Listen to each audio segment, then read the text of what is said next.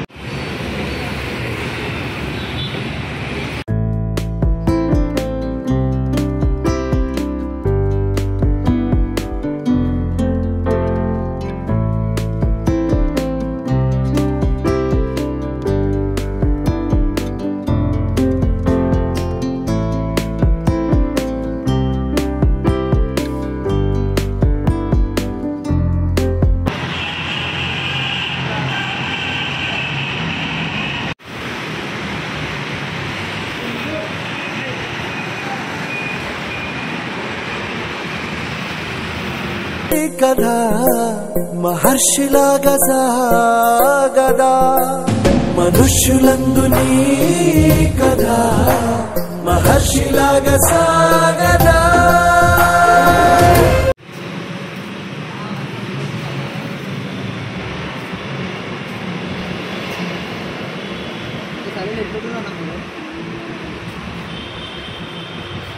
చాలా చలి పెడుతుంది. ఇట్లా ఉంటే చాలా కష్టం కదా.